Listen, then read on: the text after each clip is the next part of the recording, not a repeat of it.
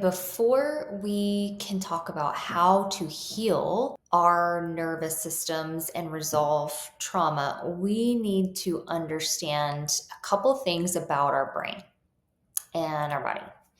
So, if you see this image of the brain, the cortex is at the top, subcortical structures are below that. The subcortical structures you can think of as your subconscious brain. The cortex you can think of as your conscious brain.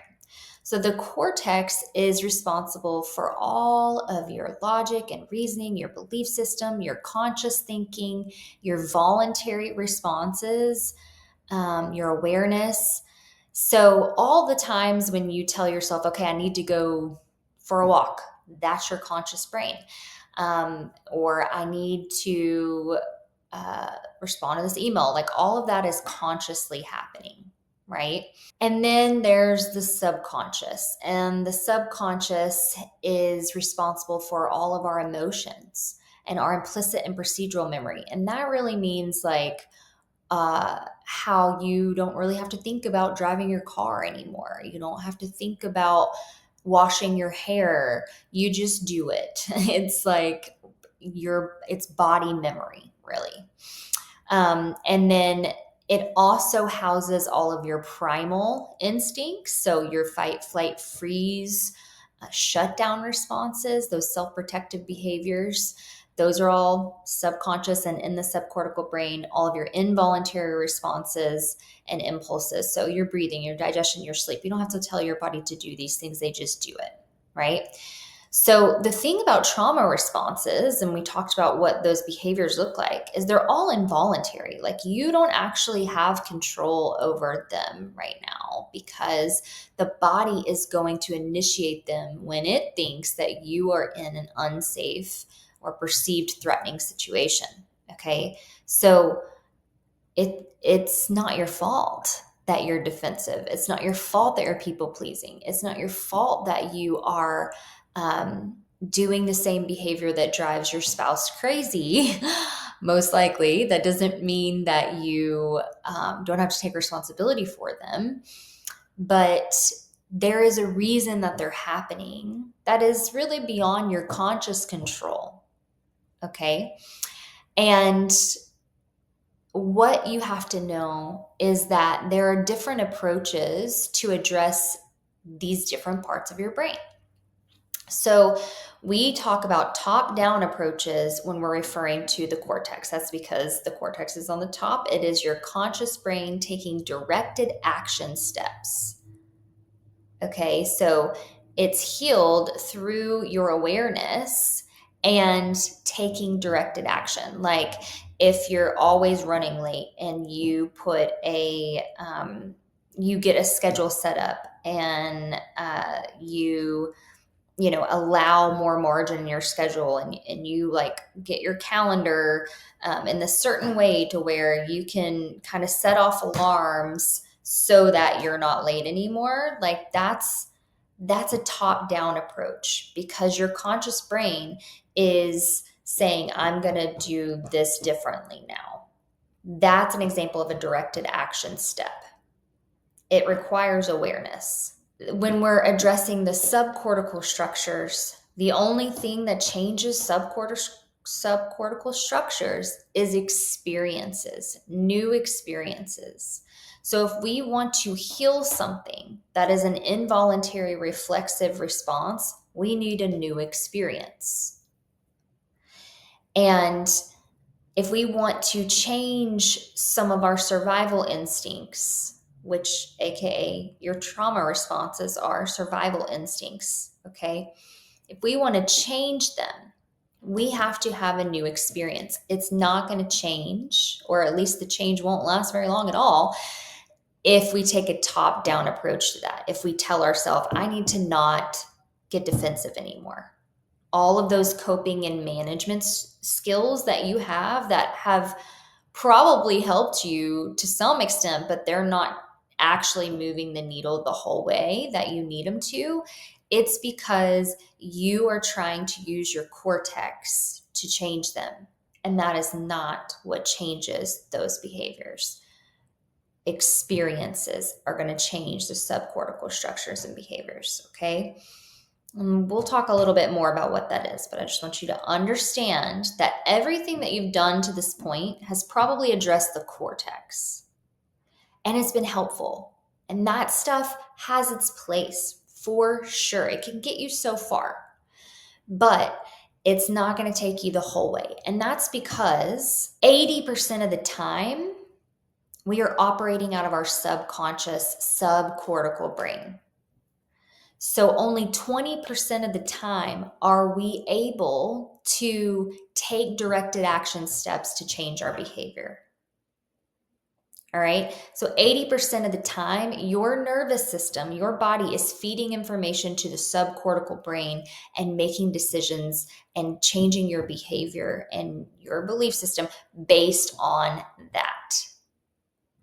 But this is also why it's so hard when you just want to, I don't want to have this belief anymore. I don't want to believe this anymore. And you just think, oh, I'm just not going to believe that anymore. Like that's only 20% effective.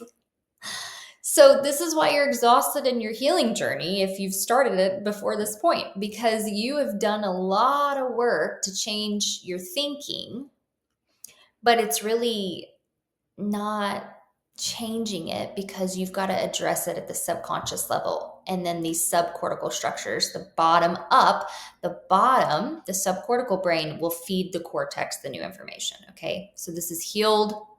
This part is healed through experience.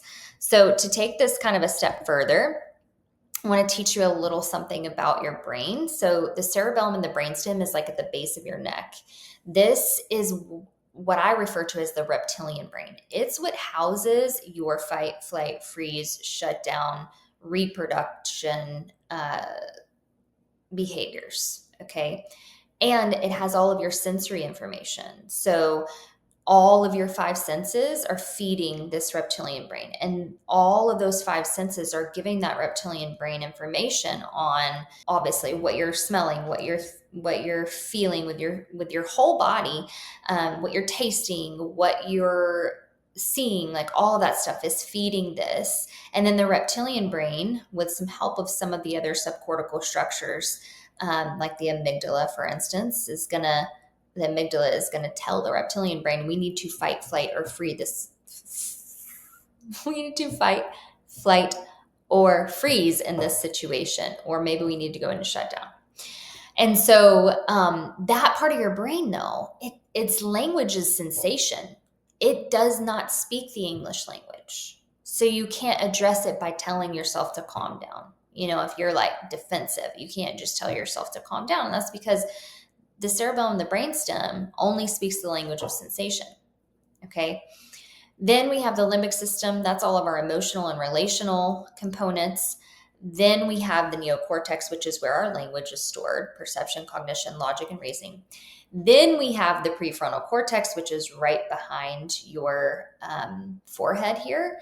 And the prefrontal cortex is all of your executive functioning skills. So planning ahead, impulse control, regulation, flexibility, like all of that stuff is housed in this prefrontal cortex. And the problem is that the prefrontal cortex goes completely offline. So does the cortex. Every time you're triggered, or anytime you initiate your fight, flight, freeze, or shutdown responses. So anytime the reptilian brain is reacting, the logic and reasoning goes out the window. You literally flip your lid. Okay. And so using those directed action steps and using the cortex to try to help you if you're triggered is just impossible, because that part of the brain is offline. So your healing protocol has to address the reptilian brain. It has to address the subcortical brain. Therefore, if you remember, it has to have a new experience. So just talking about it, just reading books about it is not going to move the needle at all, because that doesn't do anything for the cerebellum and the brainstem to have new experiences, new information that would actually change those behaviors. Okay. So that leads me to the last thing. This is the missing link for everybody, pretty much: experiential healing. But you have to also understand that there's 3 phases of healing. So the first phase is stabilization and safety. So if you're still in a dangerous environment, like if you were still living with lions, tigers, and bears, like if you were still living in an abusive relationship, or had like was going to work every day in a very toxic work environment, like you're not actually in stabilization and safety yet, the way your nervous system is responding is appropriate to the situation, most likely. And so this phase is all about getting your basic needs met. Okay. For physiological needs, as well as emotional safety matters here. Okay. So that has to happen first before you can move into phase 2. Most people come to me and that's already taken care of. Like they're out of the dangerous situation. The thing that happened was a long time ago, and their body doesn't know it yet.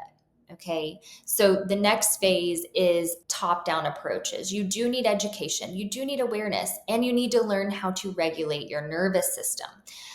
Because if you don't know how to do that, then the phase 3 stuff is never going to fly, because your nervous system doesn't know it's safe to go into that kind of work. Okay. So a lot of people have gaps in the phase 2 when they come to me. Like they probably have read books, they probably have listened to podcasts and done talk therapy, but all that address the cortex, right? And there's still some things missing, like the knowledge of the nervous system a lot of times is a missing link here. So we'll teach you that.